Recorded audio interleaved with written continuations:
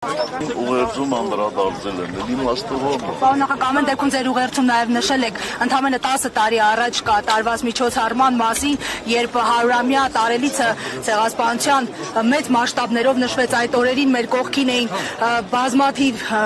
երկրների ղեկավարներ, բարձրաստիճան պաշտոնյաներ, իսկ այսօր փաստացի, այսպես դեվոլյուցիա ունենք եւ չունենք բացի անատամ հայտարարություններից ոչինչ։ Ինչով եք սա պայմանավորում Թուրքիային հաջողանալու փորձը, թե այլ բան կա։ Չգիտեմ ինչ կա, բայց որ պետությունը մի տեսակ երկրորդ պլան է մղել ցեղասպանության հաստ է։ Իսկ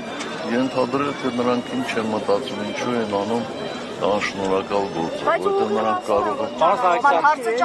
առաջնային չէ իրենց համար եւ արդյոք այս քաղաքականությունը ուրացման քաղաքականություն չի հաշվի առնելով Փաշինյանի հայտարարությունները ցեղասպանության ընկալման վերաբերյալ։ Դեք Որացեն 100%-ով ուրացել են չէ, հատկապես թե այսօր են եկել այստեղ եւ այլն, բայց իմ կարծիքով այդ ճանապարհին է։ Պարոն նախագահ, դուք հայտարարեցիք ձեր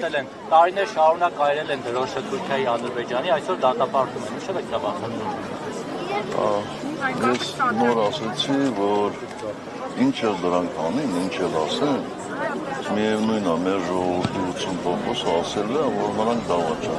են։ Պարոն նախագահ, Այսօր նրանք ասացի վրա ուշադրություն դարձնելը անշնորհակալ գործ է։ Այդ ձեր ասածը, որ դավաճան ընտրություններին կարտացոլվի ինչ-որ չէ։ Ես կարծում եմ դա կարտացոլվում է մինչև 26 թվականը։ Պարոն նախագահ, դուք ձեր այդ վերջին ելույթում հայտարարեցիք, որ ձեր թիմի գլխավոր նպատակը շարունակում է մնալ Նիկոլ Փաշինյանին իշխանությունից հեռացնելը,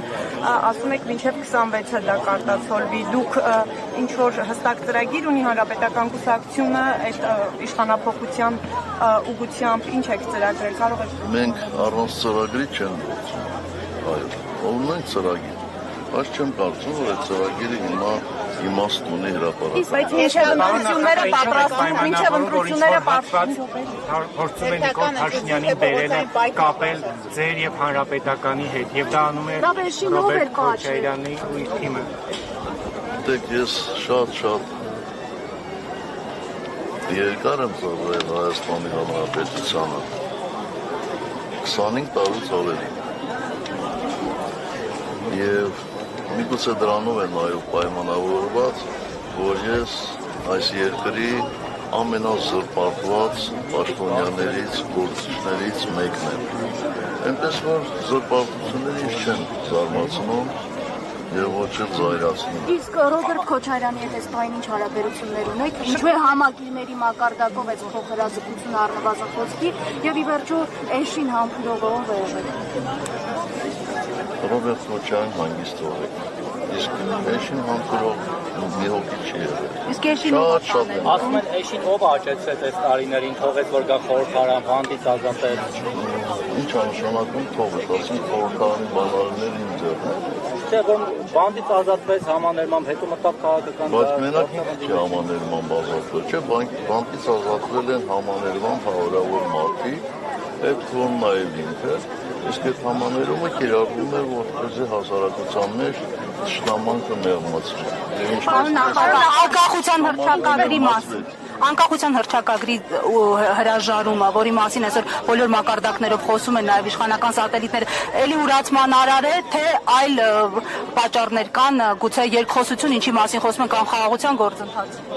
Ես չեմ կարծում, որ նրանք կարողանալու են հրաժարվել անկախության հռչակագրից։ Ինչու պարոն նախագահ, հանդարտվել եք տապալում։ Որովհետև չեն հասցնում։ Ուղղակի չեն հասցնում։ Թուրքիայի պահանջն է։ Չեն կարող։ Ուղղակի չեն կարող։ Եթե երկրորդ կիրակի լինի հանրաքվե, ապա այդ հանրաքվեն չի կարելի։ Բոլոր ուսումնասիրությունները այդ մասին են խոսում։ Պարոն նախագահ, դա համարում եք Թուրքիայի պահանջը, Թուրքիայի պահանջն եք համարում անկախության Ալեքս Մոնյանը ձեզ ասում է ամբողջ հայտարարություններ անելուց առաջ հայելու մեջ նայեք, միգուցե ամաչեք։ Ինչ-որ բան կա, որի համար կարող եք ամաչել։ Եթե ամաչելուց ենք խոսում, ձեր նշած այդ անձնավորությունը, նրա հետ մի 70-80 հոգի Այդ մասին ընդհանրապես պետք է լրնեն, որտեղ իրենք կարմիր են երբում այն հայելու մեջ։ Ինձ եք համոզված, որ Նիկոլ Փաշինյանին հեռացնելու ձեր այս հայտարարությունը հաջողությամբ կպսակվի, որովհետև իր պաշտոնավարումից հետո բազմաթիվ այդպիսի փորձեր ամեն դեպքում ընդդիմությունը չի հաջողել հավատել, հասցնել նպատակի, դաշնակետի։ Միգուցե հարցը հասունացված չէ, հիմա հասունացած է։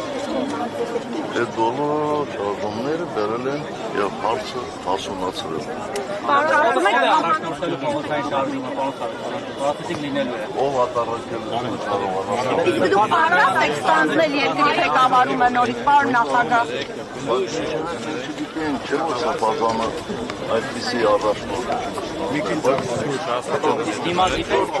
Պարոն նախագահ, դուք պատրաստ եք նորից առաջնորդել երկիրը։